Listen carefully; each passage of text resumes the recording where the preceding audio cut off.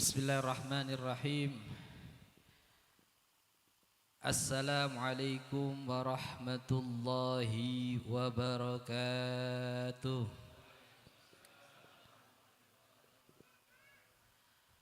Alhamdulillah. Wassalatu wassalamu ala sayyidi Rasulillah Sayyidina Muhammad ibn Abdillah wa ala alihi wa sahbihi wa man wala. Subhanaka la ilma lana illa ma 'allamtana innaka antal alimul hakim. Rabbi shrah li sadri wa yassir li amri wahlul 'uqdatam min lisani wa saddid lisani wahdi qalbi. Rabbi zidna ilman nafi'an warzuqna fahma. Allahumma inna na'udzubika min ilmin la yanfa', min qalbin la yakhsha, min amalin la yurfa, min du'ain la yustajabu lah, min nafsin la tashba. Allahumma inna nas'aluka ilman ladunni wal mashrabas safihani ya wahhab ya ghani ya wahhab ya ghani ya wahhab ya ghani. Allahumma ya fattahu ya alim ya fattahu ya alim ya fattahu ya alim, iftah alaina fathan qariba. Allahumma aghnina bil ilm wa zayyinna bil hilm wa akrimna bit taqwa jamilna bil afiyah ya arhamar rahimin. Allahumma inna nas'aluka fahman nabiyyin wa hifdzal mursalin wa ilhamal malaikatil muqarrabin. Sallallahu ala sayyidina Muhammadin wa ala alihi wa sahbihi ajma'in. Amin amin ya rabbal alamin. Hadratul ulama wal habaib wal kurama wal umara wal asatidah, para kesepuhan, para tokoh masyarakat, wabil khusus guru kita semua dan orang tua kita, Sayyidil Walid Kiai Haji Mabruri. Mudah-mudahan beliau selalu diberi oleh Allah Subhanahu wa taala sehat afiat, panjang umur, selalu istiqomah, selalu diberkahi oleh Allah Subhanahu wa taala langkah-langkahnya, dan semoga selalu dimudahkan hajat dunia dan akhirat. Wabil khusus Al-Habib Ja'far bin Abdurrahman bin Yahya, wabil khusus Al-Habib Abdullah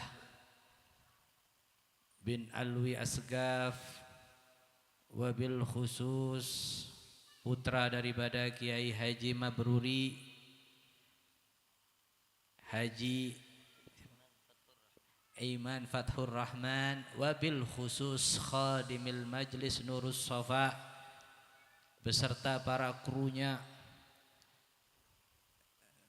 yaitu Ustadz Samsul Arifin. Mudah-mudahan beliau-beliau dan semuanya yang hadir di tempat ini selalu diberi oleh Allah Subhanahu wa taala sehat afiat, panjang umur, diberkahi oleh Allah Subhanahu wa taala, tetap akidahnya dijaga oleh Allah Subhanahu wa taala, akidah ahli sunnah wal jamaah. Amin amin ya rabbal alamin. Hadirin hadirat yang dimuliakan oleh Allah Subhanahu wa taala, sebelum saya melanjutkan kajian pembacaan kitab Bidayatul Hidayah, sedikit saya akan mengulang yang sudah dijelaskan oleh Al-Imam Ghazali di pertemuan yang kemarin-kemarin, bahwasanya Al-Imam Ghazali menerangkan di kitab Bidayatul Hidayah, orang yang mencari ilmu atau orang yang sudah mendapatkan ilmu itu dibagi oleh Al-Imam Ghazali menjadi 3 golongan.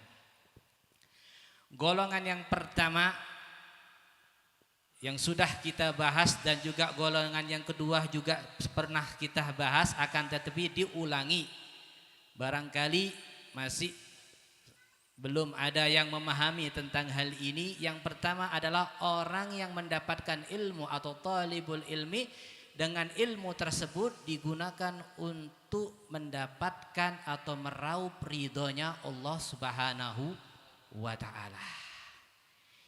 Ini katanya Al-Imam Ghazali, ini adalah orang yang beruntung. Orang yang akan mendapatkan kebahagiaan dunia dan akhirat. Dan ini adalah katanya para ulama adalah ulamaul akhirat ya. Yang pertama, apa itu? Orang yang mencari ilmu atau mendapatkan ilmu, mengamalkan ilmunya dan mengamalkan ilmunya serta mengajarkan itu ilmu, tidak dia harapkan kecuali hanya untuk mendapatkan ridhonya Allah dan kebahagiaan akhirat ya. Apa tandanya? Ada tandanya ya. Sedikit mengulang tandanya ulamaul akhirat, katanya Al-Imam Nawawi Bantani disebutkan di Syarah Bidayatul Hidayah, yaitu Maraqil Ubudiyah. Beliau mengatakan yang pertama, ada mutalabid dunia bil ilm, tidak dijadikan ilmu itu sebagai wasilah perantara untuk mengejar dunia. Yang pertama ya. Ini tandanya ulama al-akhirat. Kemudian yang kedua, maksud dari mencari ilmu itu apa? Untuk membahagiakan dirinya kebahagiaan akhirat ya.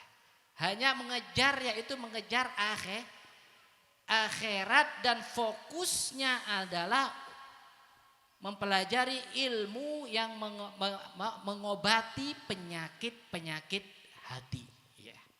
Sibuk dengan ilmu zahir dan juga sibuk dengan ilmu batin. Supaya apa dengan ilmu batin? Mengobati penyakit-penyakit yang ada di dalam hati. Ini tanda yang kedua katanya. Dan yang ketiga, katanya Al-Imam Nawawi Bantani, beliau mengatakan, beliau orang ulama akhirat ya, dia sandarannya ya, adalah selalu mengikuti sunnah-sunnah dan jejak Nabi Muhammad Sallallahu Alaihi Wasallam, baik di dalam perkataan ataupun perbuatan. Ini tanda daripada ulamaul akhirah. Kalau jenengan sudah mendapatkan orang yang seperti ini, maka ketahuilah bahwasanya ini adalah ulamaul akhirah. Tidak mengejar dunia, fokusnya mengobati penyakit-penyakit hati, dan yang terakhir selalu berpegang teguh dengan sunnah-sunnahnya Nabi Muhammad Sallallahu Alaihi Wasallam. Sampai saya kagum ya, ini tahadutsun bin nikmah ya. Ini juga guru jenengan semua, saya yakin kalian semua ini yang hadir punya ittisal, punya hubungan dengan guru kita yang sudah hadir di minggu-minggu yang lalu, yaitu Al-Habib Umar bin Muhammad bin Salim bin Hafid. Beliau ini saking berpegang teguhnya dengan sunnah Nabi Muhammad Sallallahu Alaihi Wasallam, bukan sekedar mengejarkan sunnah, tapi saking berpegang teguhnya sama sunnah, beliau ini sholat itu mesti berjamaah terus. Dan bukan itu juga bukan berjamaah. Kalau cuma berjamaah itu biasa, sampai orang awam-awamnya takrim ini mereka perhatian dengan sholat sunnah, sholat berjamaah. Qobliyahnya, ba'diyahnya mereka perhatian. Tapi saking kuatnya berpegang teguh dengan sunnah beliau ini, gak mau telat takbiratul ihram bersamaan dengan imam ya. Saking berpegang teguh, sampai biasanya itu santri-santri itu kalau sudah waktu adzan itu baca zikir sambil menunggu Al-Habib Umar, sampai menunggu Habib Umar keluar dari rumahnya atau dari mana. Dan ketahuilah beliau selama ada di kota Tarim, masih di Tarim, beliau sama sekali jarang atau tidak pernah atau jarang meninggalkan sholat berjamaah sama santrinya. 5 waktu kalau beliau masih ada di Tarim, beliau menyempatkan ya. Saking perhatiannya beliau ini nggak mau meninggalkan takbiratul ihram bersama imam ya. Sampai misalkan beliau telat ya, mungkin sudah diulang zikirnya itu beberapa kali, dan kemungkinan Habib Umar nggak datang, itu sudah iqamatus sholah dan sholat, Habib Umar datang telat Fatihah, telat takbiratul ihram sama imam, Setelah sholat selesai, ya biasanya itu Habib Umar ya adatnya kebiasaannya. Setelah sholat selesai beliau ini ngulang lagi sholat. Sholat berjamaah lagi ngulang. Santri yang tadi sudah sholat banyak yang ikut lagi sama Habib Umar ke belakang. Tuh. Gak mau ketinggalan takbiratul ihram. Likulli syai'in sofwah katanya. Wa sofwatus shalah takbiratul ula ma'al imam. Segala sesuatu itu ada intisarinya. Dan intisari daripada sholat itu takbir pertama dengan bersamaan dengan imam. Ketika imam sudah mengucapkan Allahu Akbar baru. Ini. Dan itu pun Habib Umar masih dapat rakaat pertama nggak ketinggalan beliau. Tapi setelah itu beliau mengulang lagi sholat. Kenapa? Saking berpegang teguhnya dengan sunnah, karena di dalam riwayat juga barang siapa yang mendawam man wadhaba takbiratul ula mal imam arba'ina yauman katabahullahu bara'atain, bara'atun minan nifaq wa bara'atun minan nar. Pak yang selalu mengikuti dapat takbir pertama bersamaan dengan imam selama 40 hari, apa katanya fadilahnya, maka akan ditulis oleh Allah Subhanahu wa taala fulan terbebas dari sifat munafik dan sifat terbebas dari api neraka. Ini. Kalau kita menemukan guru yang seperti ini, cepat berpegang teguh, jangan sampai melawan arus, ya. Kasihan daripada orang-orang yang tidak mengetahui para ulama sampai berani mencaci maki, ya.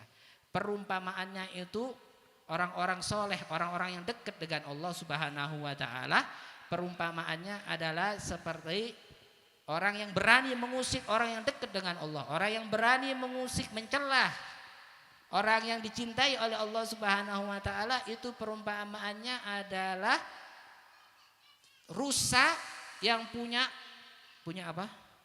Tanduk yang kuat yang menyeruduk gunung. Gimana? Kira-kira gunungnya bakalan hancur gak? Hah? Gak bakalan. Sakit sendiri, celaka sendiri dia. Gunung tetap. Ya. Makanya perhatikan di sini, hati-hati ya. Kalau ada semboyan atau slogan-slogan atau mungkin potongan-potongan video yang sudah orang-orang yang tidak ketahui bahwa itu adalah orang soleh, orang-orang yang dekat dengan Allah, dia berani, maka jauhilah orang-orang yang seperti ini, ya. Ya.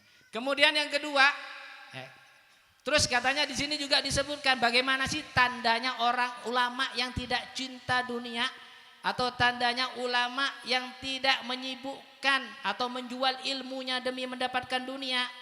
Ada juga tandanya katanya. Yang pertama, selalu menjalankan perintah Allah, ya.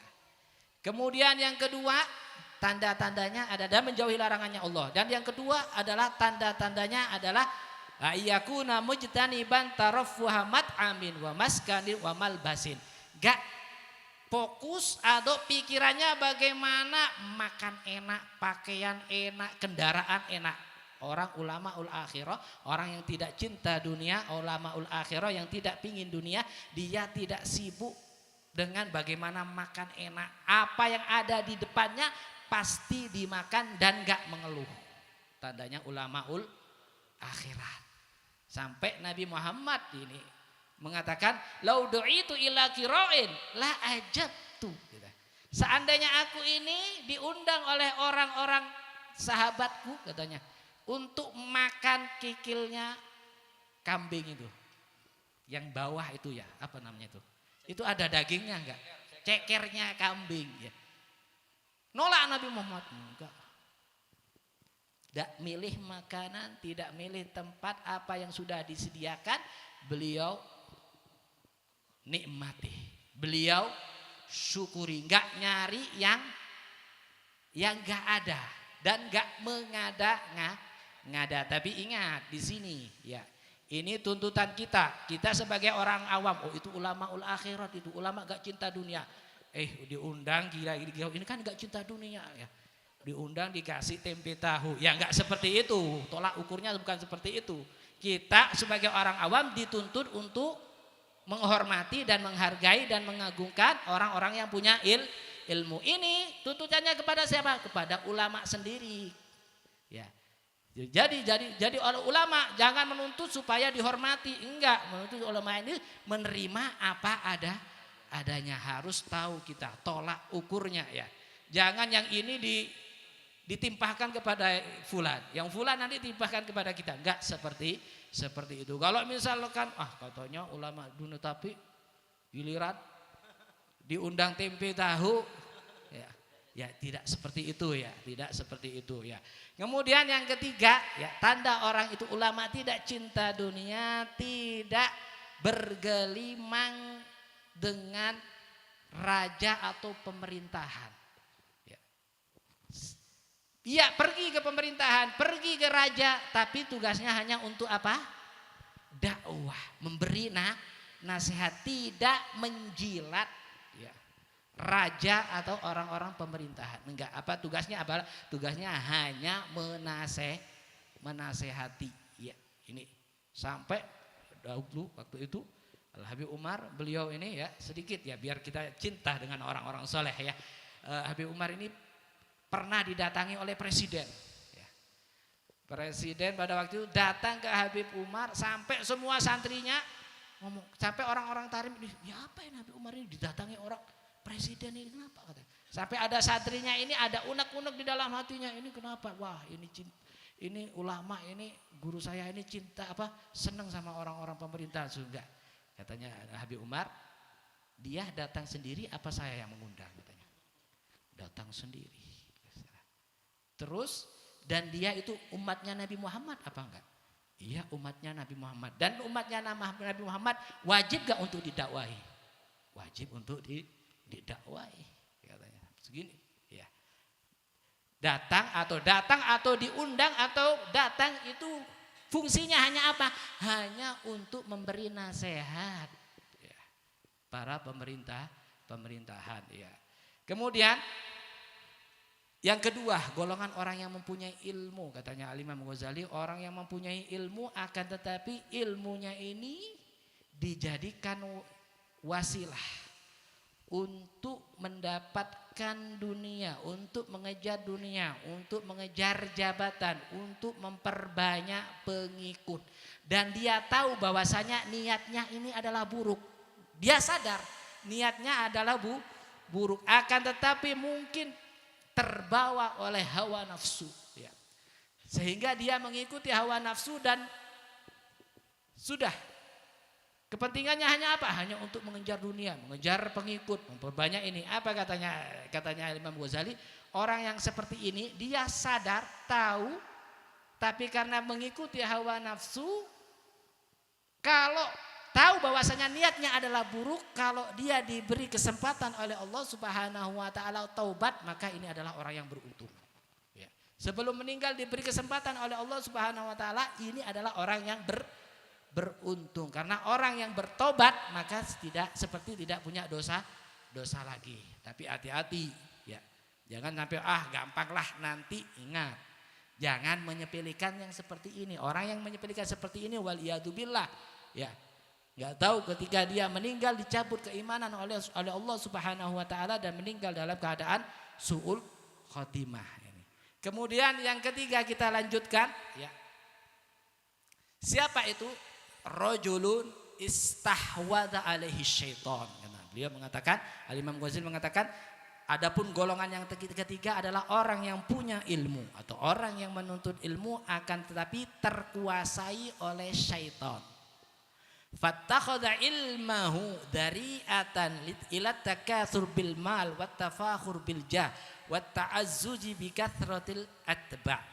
Dia jadikan ilmunya dari'atan, wasilah, perantara untuk memperbanyak harta, untuk berbangga-bangga di dalam jabatan dan memperkuat atau memperbanyak di kathratil atba, pengikut ya.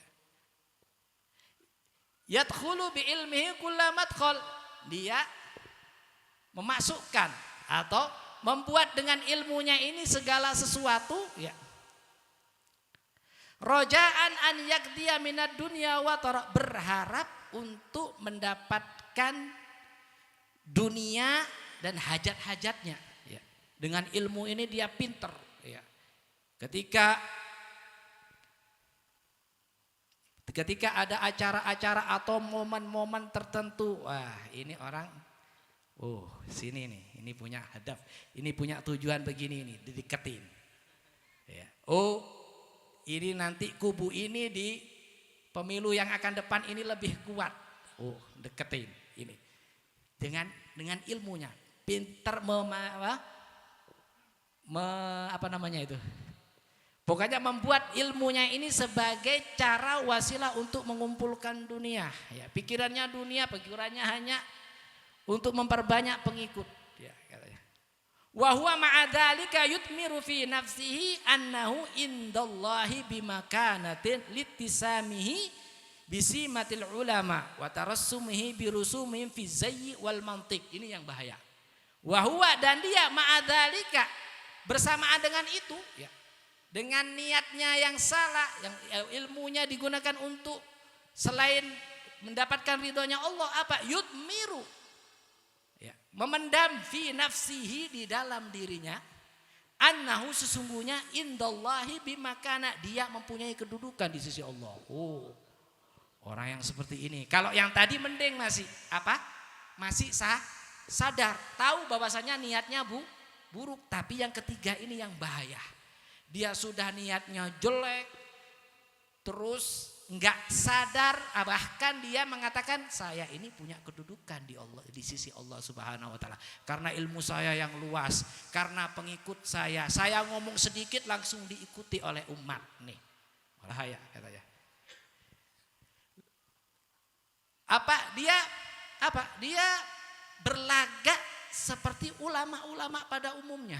Ya. Pakaiannya, cara ngomongnya, ya, gerak-geriknya, kumpul dengan para ulama, foto dengan ulama fulan, foto dengan ini, ada perkumpulan multaqo ulama atau apa ngikut, multaqo sufia ngikut, misalkan. Berlagak seperti itu dan niatnya salah, dan dia merasa masih punya kedudukan di sisi Allah Subhanahu Wa Taala. Ma'ataka lubihi ala dunya zahiran wa batinan. Bersamaan dengan itu hatinya menerkam, ingin menerkam apa? Ala dunya, menerkam untuk mengumpulkan dunia secara zahir dan batin. Apa katanya di sini? Fahadza minal halikin wa minal hamqo al maghrurin. Dan hal ini ini adalah orang-orang yang binasa, orang yang celaka. Wa minal hamqo, dan orang yang dungu, goblok, pikun, tolol, al-maghrurin, tertipu, terlena. Makanya orang kalau sudah terlena, orang kalau sudah tertipu, ya. Makanya Al-Imam Ghazali mengatakan di kitab Ihya Ulumuddin, miftahus sa'adah at-tayakkut, katanya. Kunci kebahagiaan itu apa? Sadar. Kalau orang sudah sadar, sejahat apapun, sejelek apapun, kalau dia sudah sadar, bakalan dia insya Allah akan bertobat. Tapi yang paling bahaya, waman ba'us syaqawah, sumber kebinasaan, sumber kecelakaan apa? Al-ghurur, tertipu, terlena dengan posisinya. Terlena sudah, orang pada datang ke sini kebanyak, sudah berbondong-bondong, kayak apa, sudah punya kedudukan tinggi. Orang sudah mau ngajak musyawarah saya. Saya sudah banyak undangannya. Saya sudah, ilmu saya bermanfaat, sedikit ngomong aja orang menangis. Ya, orang yang seperti ini terlena dengan nikmat yang sudah diberikan oleh Allah Subhanahu Wa Taala. Akan tapi maksudnya hanya untuk mengumpulkan dunia, tidak mengharapkan ridhonya Allah Subhanahu Wa Taala. Maka orang yang seperti ini adalah orang yang sulit untuk bertobat. Kenapa? Karena sudah merasa apa? Merasa dicintai oleh Allah Subhanahu Wa Taala, merasa disenangi oleh Allah Subhanahu Wa Taala. Makanya orang yang seperti ini, waliyatubillah, sulit untuk bertobat. Ya. Oleh karena itu, maka dan Imam Al-Ghazali mengatakan asnaful muqtarin atau makrurin. Ada beberapa orang yang mesti ya terjerumus kepada 4 golongan ini, mesti sebagian besar mereka terjerumus kepada terlena, gurur, ya, tertipu dengan kedudukannya. Siapa itu? Para ulama. Ya. Kemudian al-ummal atau al-ubad, orang yang banyak ibadahnya. Ya, orang para ulama, orang yang banyak ibadahnya. Kemudian al-mutasawwifah, orang yang punya intisab dengan sufi. Sufi apa? Toriko mana? Toriko Alawi. Toriko mana? Toriko saya sudah berpegang teguh dengan toriko fulan, toriko fulan. Ini banyak orang-orang yang terlena, terbuai. Tidak. Kemudian yang terakhir adalah at-tujar atau sahibul amwal, orang yang banyak hartanya. Ini empat-empatnya inilah adalah orang yang mudah terlena dengan kedudukannya. Ulama karena banyak pengikutnya, ya, orang yang ahli ibadah karena sudah banyak ibadahnya, nggak bakalan saya begini, nggak bakalan begini. Kemudian al-mutasawwifah, orang yang punya silsilah hubungan sanad thariqah, ya. Kemudian yang terakhir orang yang banyak hartanya. Oh, saya sudah nyumbang acara ini, Beb, nyumbang acara bangun masjid, Beb, ini, Beb, umroh ini, pakaian ihram yang haji pertama, Bib, ini yang kedua, Bib, ya, ini orang-orang yang tertipu yang seperti ini. Ya, makanya berhati-hati, jangan sesekalipun. Makanya apapun ibadah kalian, apapun kebaikan kalian, apapun keistimewaan kalian yang diberikan oleh Allah Subhanahu wa taala, kembalikan itu semuanya kepada Allah Subhanahu wa taala dan rahasiakan, enggak perlu diumbar, ya. Rahasiakan maksiat kalian sebagaimana kalian ini, rahasiakan ibadah kalian, rahasiakan keistimewaan kalian, kebaikan kalian sebagaimana kalian merahasiakan aib kalian, ya. Makanya di sini Al-Imam Ghazali, Masya Allah, mudah-mudahan kita menjadi golongan orang-orang yang pertama. Allahumma hdina bihudak waj'alna mimman yusaru fi ridhak wa la tuwalliyan waliyan siwak wa la taj'alna mimman khalafa amraka wa hasbunallahu wa ni'mal wakil wa la haula wa la quwwata illa billahil aliyyil azim. Allahumma arinal haqqal haqqa warzuqna ittiba'a wa arinal batila batila warzuqna ijtinabah. Allahumma hdina li ahsanil amali wal akhlaq la yahdi li ahsaniha illa ant wasrif anna sayyi'aha la yasrifu anna sayyi'aha illa ant. Allahumma inna nas'aluka min khairin ma sa'alaka minhu abduka nabiyuka Muhammadin sallallahu alaihi wasallam wa ibaduka salihun wa na'udzubika mimma sta'adaka minhu abduka nabiyuka Muhammadin sallallahu alaihi wasallam wa ibaduka salihun wa antal musta'an wa alaikal balagh wa la haula wa la quwwata illa billahil aliyyil wa sallallahu alaihi sayyidina Muhammad wa ala alihi wasallam walhamdulillahi rabbil alamin wal afu minkum wassalamu alaikum warahmatullahi wabarakatuh. Waalaikumsalam.